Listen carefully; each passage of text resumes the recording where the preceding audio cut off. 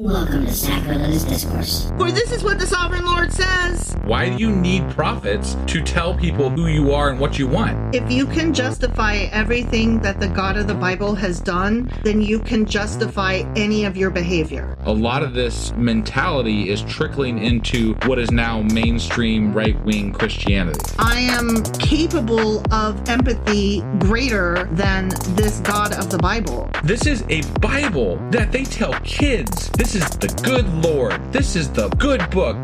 He is fantasizing about murder, mass murder. Head over to sacrilegiousdiscourse.com right now to find out how to leave us a review or support us on Patreon.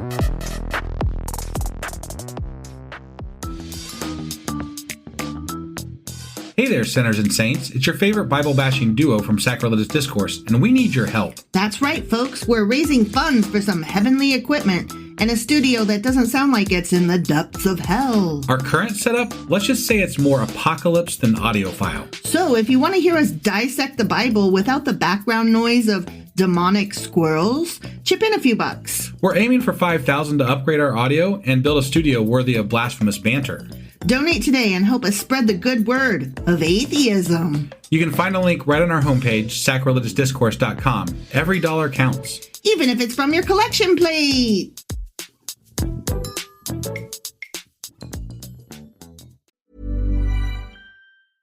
They say opposites attract. That's why the Sleep Number Smart Bed is the best bed for couples. You can each choose what's right for you whenever you like. You like a bed that feels firm, but they want soft? Sleep Number does that. You want to sleep cooler while they like to feel warm? Sleep Number does that too. Why choose a Sleep Number Smart Bed? So you can choose your ideal comfort on either side. And now it's the lowest price of the season on the top-selling i8 Smart Bed. Your best savings plus special financing. Limited time, shop a Sleep Number store near you. See store or sleepnumber.com for details. It took a lifetime to find the person you want to marry. Finding the perfect engagement ring is a lot easier. At BlueNile.com, you can find or design the ring you've always dreamed of with help from Blue Nile's jewelry experts who are on hand 24/7 to answer questions, and the ease and convenience of shopping online. For a limited time, get $50 off your purchase of $500 or more with code LISTEN at BlueNile.com. That's $50 off with code LISTEN at BlueNile.com. Hey, I'm Ryan Reynolds. At Mint Mobile, we like to do the opposite of what Big Wireless does. They charge you a lot, we charge you a little. So naturally, when they announced they'd be raising their prices due to inflation, we decided to deflate our prices due to not hating you. That's right. We're cutting the price of Mint Unlimited from $30 a month to just $15 a month.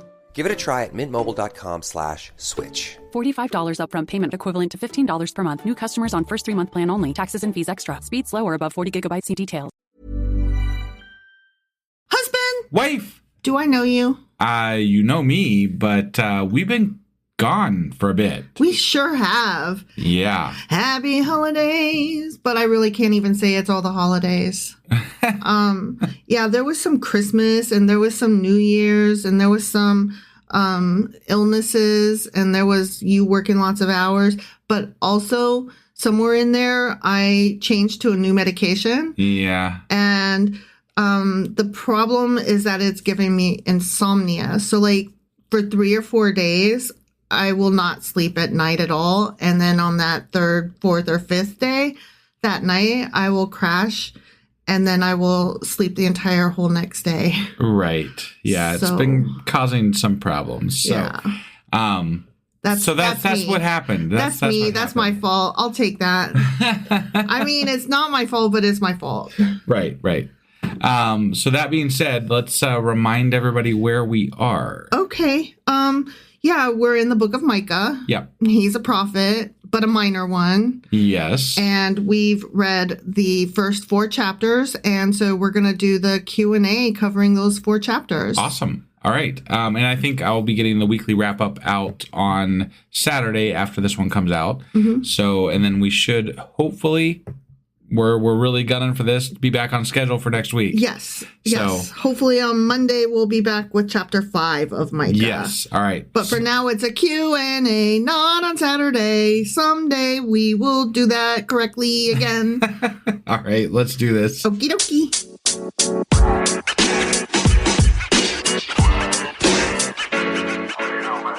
right. So Micah chapters 1 through 4. Yeah. And I had a lot of confusion as to when this shit took place. Okay. All right. Like, let me ask you this. Do you recall, when did you think that this took place? I was thinking that this was in the 800 BCE time frame, I think. But it's been a while since we were doing the chapters, so I may be mistaken about that. So. I think you're right. For some reason, it felt like it was around the Babylonian exile, but it wasn't. Right. No, we had talked about that because that was something that you had brought up when you introduced Micah, as how the time frame was pre-Babylonian exile, but then people remixed it, I guess, to fit with the Babylonian exile because a lot of the stuff that he prophesies didn't come true until the Babylon, like it couldn't be made to come true until the Babylonian exile. Yeah. So this stuff took place before the Assyrians. Yeah. And it's just very confusing because then, I was reading somebody's notes about chapter 4 in particular, since that was really confusing to us. Yes, it was. And they started talking about the Chaldeans, and I was like, hang on, what? And you're like, I know when that was. That wasn't around. That's this wrong. Guy. What? Yeah. And so I did a double check, and no, this person was way off. Right, but they had to make it match. Right. This is where the Micah remix happens. Yeah. It just it was very confusing while I was studying it. Confusing because multiple generations wrote different versions of this, or and then, contributed, I'll say, to this. Yeah, and then on top of that, we've got fucking Christian apologists coming in and giving their 2 cents, and they're throwing shit into the mix that ain't right. Well, yeah. And I'm like, stop. I think honestly, the whole point of being, when you are a Christian apologist or someone who is Christian who has studied the Bible enough to know that there are issues, right? Yeah. I think part of the whole MO is just to muddy the waters enough to where it could make sense. Right. Right. That's the whole, that's the whole way that they operate. They're like, well, if we could make this match here and that match there, we don't really care if all the points mix, but as long as we can make it sound like it does, then it could have happened. But guess what? You know what? What? Those people, by their own rules, are false prophets. Literally. Well, yeah. Literally, they are false prophets. And let me explain how I know that and why. Because I did a study because I was confused. Is a false prophet somebody who makes shit up and just says that it's from God? Or is a false prophet somebody who actually hears legitimate words from God, but then does not deliver that message and delivers some other message instead? Let me guess. The answer is yes. The answer is both. Yeah. and I did not quite realize that. And I thought maybe that there was a differentiation, but no. If you're just making shit up and claiming that that's what God said, you are speaking on God's behalf, you're a fucking false prophet. And I'm going to start calling people that. You are a false fucking prophet. Yeah. Because, and it pisses me off because, I'm personally offended because I'm actually trying to learn the truth. You know, I want to know, hey, I don't want your fucking opinion. I want to know what actually happened. When you're asserting shit that is not backed up by facts or by logical leaps of we can assume this because of XYZ, and you're just whatever, I want it to be true. You're a false fucking prophet and I hate you. How about that? Yeah, no, I agree. You know, I'm just oh, shut the fuck up. Yep. Okay, I'm sorry. I'm on a. I was very I was personally offended when somebody started talking about the fucking Chaldeans. I was like, you totally need to kiss my ass. You're wrong. You're talking about the wrong people and the wrong times. And get out. Just go away. You're a false prophet. Right. All right, but let's talk about these fucking chapters. Okay. Okay. Yep. And. I cannot tell you enough how much I don't give a shit about Micah. Honestly. Right. So, chapter 1 was about the judgment against Samaria and Judah, Okay, so like just for a brief summary, Micah begins that chapter with a call for all nations to witness God's judgment against Samaria, which is the capital of Israel, right, and Judah, which Israel is centered the northern, on Jerusalem. Right. Yes, Israel we're referring to as the northern kingdoms, though, at this point, not like the whole of what no. currently call Israel. This is early on. This is very early on in the 800s. Yeah, they were still a split kingdom, though, at that point. Yeah. Okay. You're right. And then, so Samaria with the capital of Israel, and then Judah, which is centered on Jerusalem. Okay. Right, yeah. And Micah describes God descending from his heavenly temple to bring destruction due to their idolatry and sins, but mostly just their fucking idolatry. Right. Because he cannot fucking stand if you give anybody else credit but him. Right. He's like, no, just me. Only me. I'm the biggest. I'm the best. My dick weighs the most. Which is funny because Kid was like literally just making us watch an episode of What Happens in the Shadows. Yeah. And what's his name? Nandor. Nandor was trying to take like the long sleep or the big nap. Yes. And the Council of whatever vampires. Like I've only seen a few episodes, so I don't. I'm kind of hit or miss on that show. Sure. Anyway, the council came from Britain or whatever, and they were like, "I heard he's got a big dick, and since he's asleep or whatever, or dead or whatever, let's just like prove it." And so they're like looking at his dick, and they're like, "It's normal. It's just normal." And then they're like, "Maybe they mean heavy," and so dude like picks it up to see if it's heavy, and he's like, "It's just normal." Right. Just for anybody who's new to listening, Kid is 20. Oh, yeah, sorry. Yeah, I guess that makes a difference. Sorry. Right, Yeah, we don't just watch dick joke shows with like a child. Right. We call Kid I just thought because I'd clarify. Yeah, no, that bore an explanation. Yeah. Thank you for adding that. Sure. That 2 bits so that we don't get fucking child services called on us. 20-year-olds are allowed to laugh at dick jokes. Yes. Very much so. Right. Yeah. Like more so than I am at the age of almost 50. But I find dick jokes hilarious because I never grew up. And we know. We do know. Yeah. So anyway. I'm just saying. Yeah. So God and Nandor have the biggest dicks. Just kidding. Just God. God has the biggest dick. Just kidding. Not God either. No, right. Because God is a dick. Right. Were he to exist, which he does not. Yes. And yeah. So anyway, he's all pissy about their idolatry. So he comes down and he steps on mountains and he makes fucking valleys and whatever. Yeah. And Samaria's punishment is foretold in this super vivid imagery, including all of its ruins being left like a vineyard. Ooh, okay. Yeah, it's really weird. Right.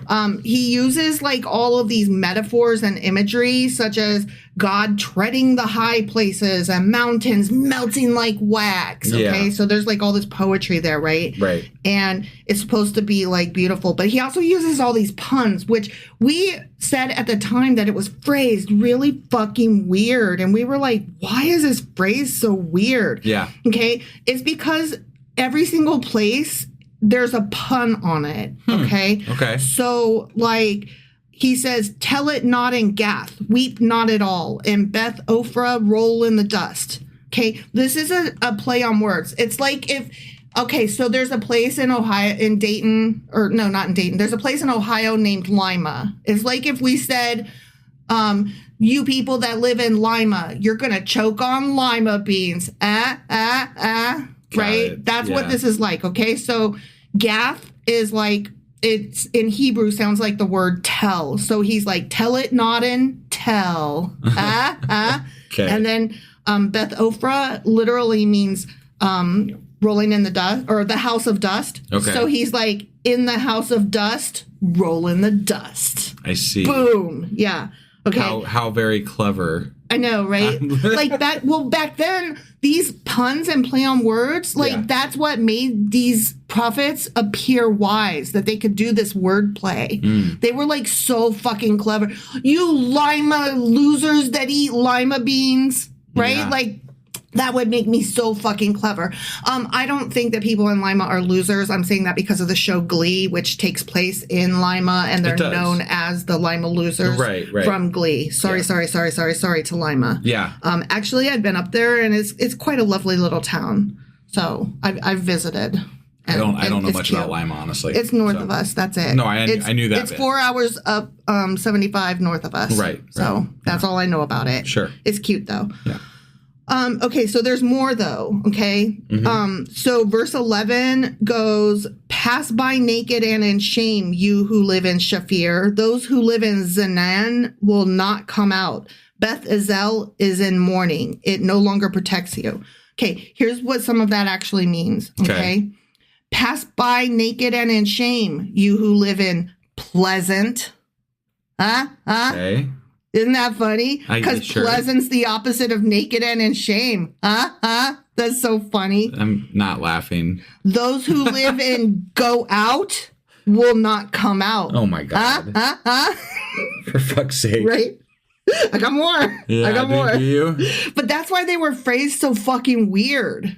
Okay? I feel like God should have one of those joke books that's not really funny. Oh my gosh, remember when Kid was really into jokes and we got them all these joke books? I do. And I just want to tell every parent out there, if your child is 3, you thought 2 and 3 was bad, which, okay, first there's the terrible 2s and you think that's bad, right? No, that's not bad. Right. It's fine. They're still a baby. Yeah. It's the 3s. The 3s, it's the terrible 3s. The fearsome 3s, I call them. Yeah, they're horrible. They give 2 a run for the money. 3 is just fucking horrible. I love children. I don't love my children. Sure. But 3 is fucking hell. Okay? Yeah. And then they come out of 3 and they turn 4 and they're little children and they have all these understandings and attitudes and beliefs and knock jokes. Yes. And the knock joke are terrible. They don't make any fucking sense and they go on for 2 years. From the ages 4 to 6, you will hear knock and then you have to say, who's there? And they go, air conditioner. And you go, air conditioner who? And they say, turn on the air conditioner. Ha ha ha ha. And you have to laugh like it's the funniest shit you ever heard. It's true. And that was a good one. What I just gave you that was better than most, yeah. That was a good one because it slightly made sense. It matched, yeah. The words matched, right? Yeah. They'll say cat who? Dog or coffee or house. They don't understand that the words have to actually make sense and have a point. Yeah, they're just if I say knock and then a thing and then something else, it's funny, right? Yeah. Okay. Yeah. So it's still better than the 3-year-old shit faces. I mean, they are so bad, you guys. 3 is so bad because they're still babies. They're still babies. They're toddlers, but they have brains and they think they know everything. Yeah. And they're going to tell you. And then when they hit 4, why? And you can't say, because I fucking said so, because that's what your parents said. And you don't want to be like your parents. You want to be better. You want to be more patient and kinder, and you want to actually treat them like the people that they are. But after the 100th time, you really do just want to say, because I fucking said, Jesus Christ, I don't know the answer. Go ask Neil deGrasse Tyson, okay? Right. Okay, anyway. Well, I mean, that's the correct answer, right? You give them the capability of seeing the answer from somebody else. But they just think that you know everything, but also don't know everything. And also, here's another one. Okay. If you tell them not to say something because that's not nice, you better never fucking say it because you gave them a rule. Right. And they don't connect it with the fact that you're the one who gave the rule. You don't have to follow the rule. You can actually break the rule because you're a grown up. They're like, no, but there's a rule. I don't care where the fuck it came from. There's a rule. I got to say at some level, I don't blame them. No, I know. But they learn the rule and that rule is there for life. Well, yeah. And they're like, Mom said, shut up. That's not nice. And it's like, I know, but I'm not. Or if you say, go to your room. I'm so angry with you right now. You need to go sit on your bed and think about what you did. And understand why I'm upset with you, and then we'll have a talk, but mommy needs to calm down for a minute, right? And then so you calm down, right? And then you go tell them, okay, I'm ready to have a talk. Let's do this. And they're like, no, you said I have to stay in my room.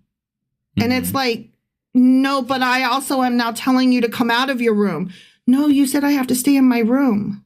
Like, no, come out now. Like, oh, they're just kids. Okay, I'm sorry. Yeah. I just was remembering just some of the most frustrating things about children. They're so like... You just got to meet them where they are. You got to meet them where they are, but... It was a lot easier than... I mean, like I don't know. It's not... Our kid was pretty good. Oh, our kid was perfect, except, for when they weren't. Sure. Like, our kid was the perfect kid insofar as kids. Yeah.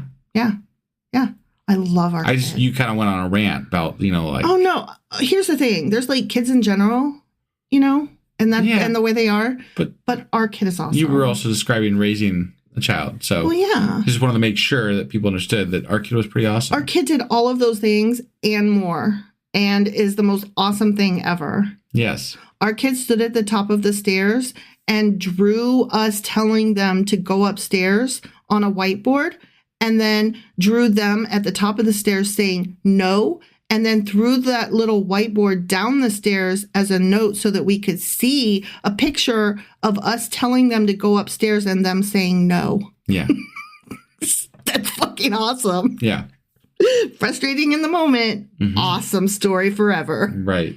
All right. So verse 12 says, those who live in Moroth writhe in pain, waiting for relief because disaster has come from the Lord, even to the gate of Jerusalem. You know what it really means? What does it mean? Those who live in bitter writhe in pain, waiting for relief. Huh? Huh? Yeah, that's fun. That's funny. I know, right? I'm laughing here. Oh, these guys. It's hilarious. I'm knee slapper. It's a 4-year-old joke, right? It's as good as a 4-year-old. Oh, yeah. Okay, verse 13. You who live in Lachish harness fast horses to the chariot. You are where the sin of daughter Zion began, for the transgressions of Israel were found in you. Okay, ready? I'm ready. That means you who live in Swift Beast harness fast horses to the chariot. Jesus Christ. Okay, get it? I get it, but like, who? Why? Because people in Lima, they're going to choke on lima beans. Get it? It's so bad. It's so bad. It's so bad. Like, I was trying to think of more, and I was like, nah, that's good enough. Right? It's so stupid. Yeah. Okay, but also... when he says that the the transgressions of Israel started in the daughter of Zion. Yeah. It's the prophecy seems to suggest that Lachish was the first city in Judah to receive the idolatrous worship of Israel. Okay. So I don't know. Sure. Like why that should matter, but anyway, there it is. Okay. Bad Lachish. Yeah, right. Okay. Right. All right. 2 more. Verse 14. Therefore, you will give parting gifts to Morsheth Gath. The town of Akzib will prove deceptive to the kings of Israel. Okay, ready? I'm ready. The town of Deception. Oh my God. Will prove deceptive to the kings of Israel. For God's sakes. This is so bad. Number 5. Verse 15. Yeah. I will bring a conqueror against you who live in Marshah.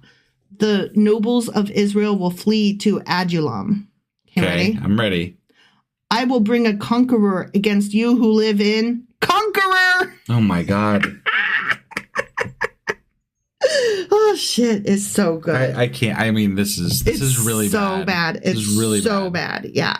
So, those puns are awesome. They're word plays on town names, connecting their fates to their meanings. And by awesome, you mean shit. Well, very much shit. Yeah. Especially by today's standards. But I'm telling you back then. Oh, this was gold? This was comedy gold, huh? This was the height of intellect. Okay? Wow. This was Shakespearean. Was it now? Yeah. You're sure about that? It wasn't just bad writing back then too. It's part of what differentiated them, their ability to play with words and play on words. Okay. proved how smart they were as to be prophets. Oh, okay. You know what I mean? I understand the words you're saying. I do. It's hard to put them with the words that I already said. No, I'm hearing the words that they wrote, and I'm thinking to myself, maybe they weren't as smart as they thought they were. Yeah. And I bet there might have been people even at the time going, I don't think they're as clever as they think they are. Like, that's not as funny. Really dumb. You're laughing so hard, and I'm not. They're like looking around the room. Is everybody? I guess everyone. Yeah, they're laughing. They're like, fuck. Okay, so the destruction of Samaria occurred historically in 722 BCE by the Assyrians. Sure. Fulfilling these prophecies. Okay. All right. Yeah. So there we go. Yeah. All right. So chapter 2. Okay. Yeah. Woe to oppressors and a promise of restoration. So there he was like doing all this poesy and puns, right? Mm-hmm. Now he's condemning the wealthy and powerful who exploit others, seizing land and houses through unjust means. Okay. He's like, fuck all you assholes that are rich. You know, you're going to get yours. Right. Which we kind of talked about like them, Micah promoting the poor the rich, was kind of cool. Mm-hmm, kind of cool. Mm-hmm, yeah. So God promises punishment for their greed and injustice. However, the chapter ends with a promise of hope. God will gather his remnant like a shepherd gathering his sheep, yeehaw, bah, and lead them to freedom. Okay. The chapter balances judgment with hope. And so you're supposed to get a little bit of both. Sure. A bit of both. Right. Okay. Yeah. The image of a shepherd gathering the remnant ties to later Messiah prophecies, like in John, the book of John, where Jesus is described as the good shepherd. So there's that tie-in. Just an FYI. Okay. Not a big deal. Just putting that out there. Sure. Like, Christians love this shit. Right. Okay? All right. Chapter 3, corruption of leaders and prophets. Okay.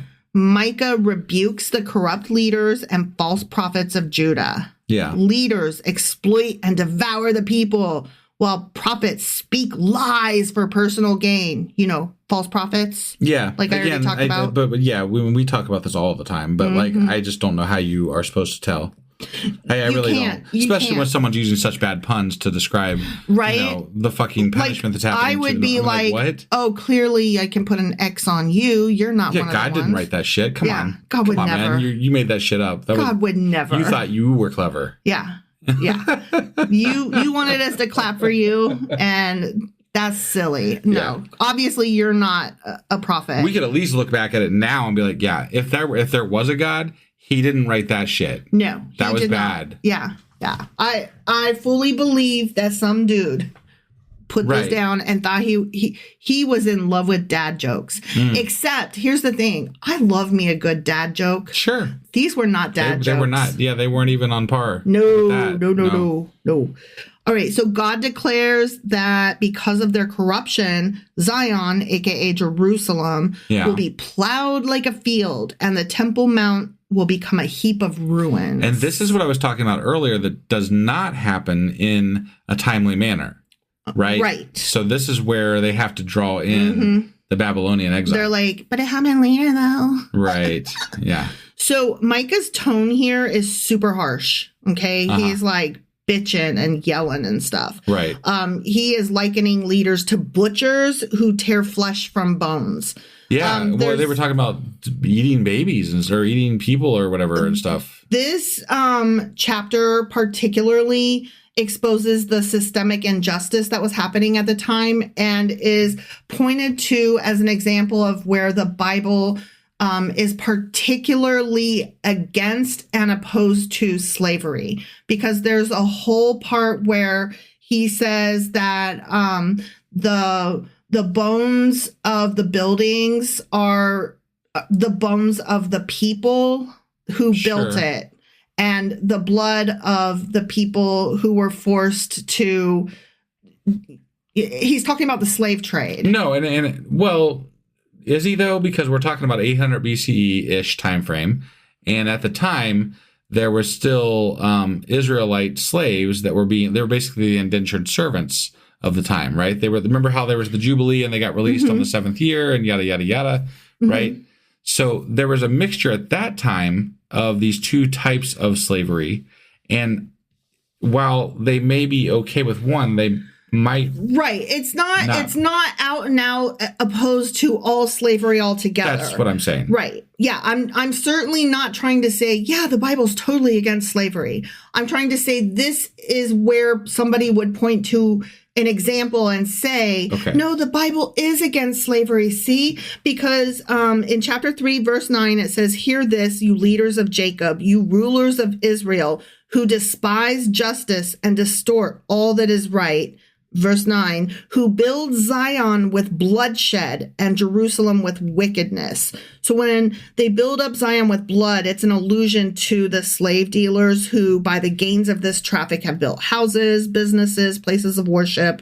The timbers of the buildings are the bones of the very people enslaved to build them. And the mortar is the blood of those defenseless slaves. Okay. So, again, I'm not trying to say that the Bible is opposed to slavery. Clearly, it is absolutely not. Well, it doesn't strike me as completely odd that some random minor prophet might have a problem with slavery. Well, I mean, he was against the people in power. Right. So this is particularly... This one who is standing up for the poor of the time would probably be an advocate. The poor and oppressed. Right, would probably be an advocate for not doing slavery. Yeah. Right? Yeah. So I would not say that the Bible is anti-slavery. I would say that Micah had some beef with it. Yeah. That's what I would say. Yeah. I can get down with that. But to say that the Bible is against it or God's against it is just disingenuous. Totally. Would never try to say that in a million years. Just trying to point out, like I said, to be fair, right? You know, and good on him in that one place at that one point. Yeah, assuming that's actually what was intended, what he felt, and what he was saying. Right. Yay for Micah. Yeah, he's a weirdo, but he got that one right. But he got maybe right. He might have got that one right. Yeah, possibly. Yeah. The prophecy about Jerusalem's destruction is echoed in Jeremiah 26, verse 18, and is supposedly later fulfilled during the Babylonian conquest, which was 587 to 586 BCE. Yeah. I had something else I wanted to say. Yeah, and we totally read that later, like when we were back over there. You mean earlier when we were in Jeremiah? No, when we were reading chapter 3, I actually read those Jeremiah verses. Okay, yeah. Okay, yeah. I got so you. I'm not going to reread those again. Right. But I will say that with regard to verse 12, the Masoretes in their division of the Bible reckon all 12 minor prophets as one book. So they put all the minor prophets together in one book. Okay. And they put Micah chapter 3, verse 12 as the very middle verse of these prophets, which is interesting. Yeah. So, all right. Now moving on to chapter 4, which we were like, I'm so sorry, but the fuck. Right. Yeah. No, 4 was, the fourth chapter was really It was rough. And that's where we're like, we need to do a Q&A. Yeah. Yeah. We were like, pause. Yeah. And then we went on vacation and. Something like that. Yeah. Yeah. All right. So this chapter is about the mountain of the Lord and future peace. Sure. Okay. And this is where Jesus freaks start coming out and saying, see, he's totally talking about the Jesus to come. Yeah, except for that, I don't believe that this was actually written back in the 800 BCEs. Right. So. Totally don't disagree. Yeah. So in stark contrast to the previous chapter, Micah chapter 4 shifts to a vision of future restoration and peace, which is like just so out of place and weird. Yeah. The mountain of the Lord, which is considered to be Zion, will be exalted above all others, and people from many nations will seek God's ways. Instruments of war will be turned into tools for farming, symbolizing an era of universal peace. The chapter concludes with a promise that the exiled will return and God will reign forever. Okay. Mm-hmm. The chapter contains one of the most beautiful prophetic visions of peace shared with Isaiah chapter 2, verses 2 through 4, almost verbatim. Which I feel like you read when we were in that as well. I did. So I'm not going to do a repeat. Right. Yeah. But yeah, they either copied from the same source, or Micah was inspired by Isaiah, or God spoke to both of them, or some shit like that. Well, who came first, Isaiah or Micah? I thought Isaiah came first. Am I wrong? I think Micah might have been before Isaiah, actually. Okay, then vice versa, whatever. Okay. Either one of them was inspired by the other, they both got their info from a similar source, or God spoke the same words to both of them. Got it. You get to decide. Sure. You choose. Right. This vision is often interpreted as pointing towards the Messiah era and the ultimate reign of God. Okay? Okay. Like reign as in God in charge, not like rain from the sky. Like God is, pouring rain all over us. Right. I was wrong. Isaiah came first. That makes sense. Micah came after Isaiah. Okay. Okay. Yeah. Whichever. Who cares? Yeah. The vision of nations streaming to Zion is echoed in the New Testament in the book of Revelation, and it describes all the nations coming together to worship God. Got it. There's that little whatever. So in Micah chapter 1, verses 10 through 16, like I said, it's famous for its Hebrew puns, like totally famous. Yeah, right. Like we're talking, everybody talks about it. Got it. Okay. Yeah. So we're supposed to know that. So that might come up on the Q&A. So remember, it's chapter 1, verses 10 through 16. Okay. Okay. All right. And these puns would have resonated deeply with the original audience, reinforcing the message in memorable ways. But not to us anymore. No. Which takes away from the written by God thing, right? Yeah. Or because it doesn't. Like it has no relevance. Like to who us. cares? Right. Big good one, God. Yeah. We're all real excited about that pun from thousands of years ago. Right. Micah's words are often echoed or parallel by other prophets. Okay. For example, his vision of peace in chapter 4, which we just covered. Yeah. It mirrors Isaiah, and his rebuke of corruption is kind of similar to Amos and Hosea. Got it. So just to be clear, Isaiah and Micah prophesied. Well, Isaiah started before Micah, but they were during the same kings. So they were kind of active at the same time. Okay. So yeah, they probably had the same source of material. Right. That totally tracks. Yeah.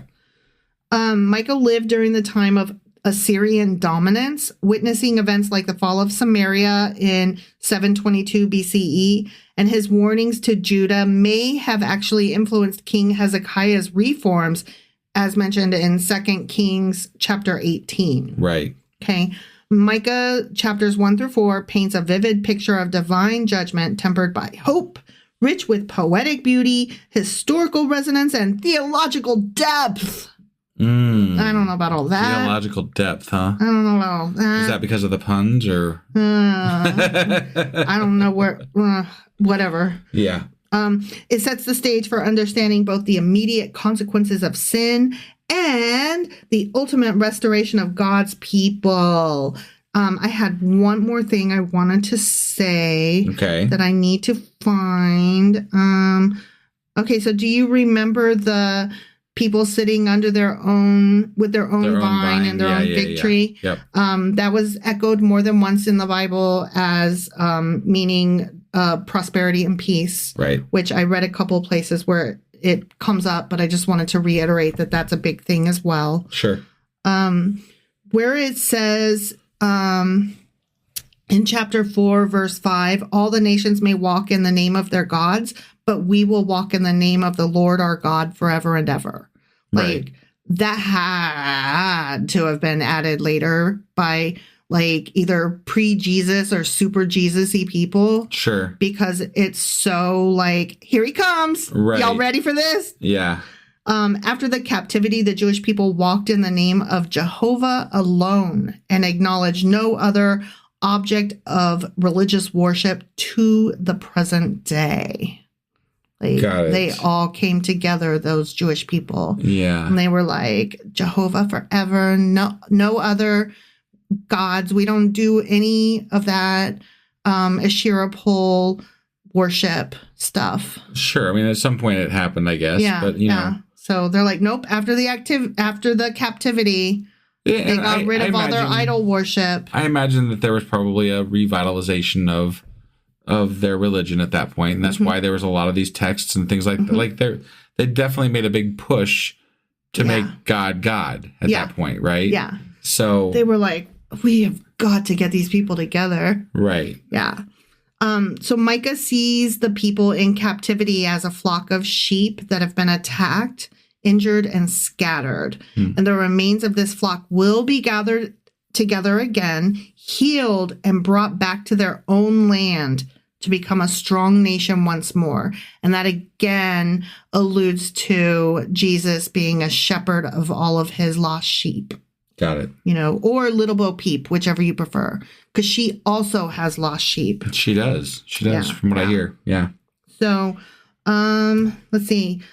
Another illustration of the triumph of God's people is given in the form of a vision, and that's at the end of chapter 4, where the prophet sees the overthrow of a great army that besieges Jerusalem. The army is composed of soldiers of many nations who await their chance to break down the walls and plunder the city. They scoff at the people and dishonor the king, not realizing that God has brought them together so that he might destroy them all the more easily, all in one place at one time. I see. They will be punished by God's almighty power, crushed as the grain on the threshing floor is crushed under the hooves of the oxen. And that's where we got that, like, remember they were talking about like the metal hooves and the metal. Yeah, that's what that's supposed to be an allusion to. Got it. Well, and that reminded me of that statue that was in that one. Yeah, I don't remember which book it was, but I did not see anything tying it to that. Doesn't mean that it's not. Sure. Like, remember you picked up on the whole. That's totally he's doing a magic spell during that one way back when, right. And we couldn't find anything to back that up. I would imagine there's probably some symbolic meaning to these different metals and these, like, it doesn't necessarily have to be directly tied, right? But maybe there was some symbolism built into those types of metals and things like that for the time. I don't know, but that's what it felt. It felt similar, so that's all I was saying. Yeah. And I don't know the answer to that, but that's just how I felt about it. So, So is that all we got for the Q&A? That's Q&A, Micah chapters 1 through 4. Okay. Call it done. Yeah, so that was our Q&A for today. I will get the weekly wrap-up out here for tomorrow. And then we'll be back on Monday with Micah chapter 4. 5. Yeah. Chapter 5. Sorry. Yeah. Oops, I mean 5. 5. We'll see you then. Bye. They say opposites attract. That's why the Sleep Number Smart Bed is the best bed for couples. You can each choose what's right for you whenever you like. You like a bed that feels firm, but they want soft? Sleep Number does that. You want to sleep cooler while they like to feel warm? Sleep Number does that too. Why choose a Sleep Number Smart Bed? So you can choose your ideal comfort on either side. And now it's the lowest price of the season on the top-selling i8 Smart Bed. Your best savings plus special financing. Limited time, shop a Sleep Number store near you. See store or sleepnumber.com for details.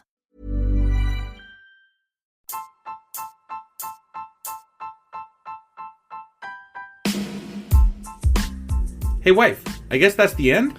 But husband, that's just sad. It doesn't have to be. We are on lots of social media platforms like Twitter. Our handle there is sacrilegious_D. For D's nuts. Oh my God. Stop doing that. Anyway, we're also on Facebook, Instagram, and Pinterest. There's a link to all of our social media sites at our website. Ooh, we have a website? Yeah, it's sacrilegiousdiscourse.com, where you can also find a link to our merch shop. We have a merch shop? Yep, we have podcast-themed clothing, mugs, notebooks, and more, as well as an atheist and science-themed products. Wow, our fans should really go check that out right now. Definitely. They can get in touch with us by sending an email to sacrilegiousdiscourse@gmail.com. But before they do that, we could really use some help. Oh yeah? With what? Well, it's not free running the podcast, and we need some financial support in order to get better equipment, which will free up time so we can concentrate on our podcast and our fans. Okay, so what should they do? Head over to patreon.com/sacrilegious discourse and sign up as a contributor on our podcast. Supporters there receive additional bi-weekly episodes that we record just for our Patreon members for as little as $2 a month. Also, we'd really appreciate it if you would like and subscribe on whatever platform you're using. And Apple Podcast reviews help us out tremendously. Like and subscribe. Leave an Apple review. Join us on Twitter. Support us on Patreon. That's a lot of instructions. Don't forget to say thanks. Thanks. Okay, bye.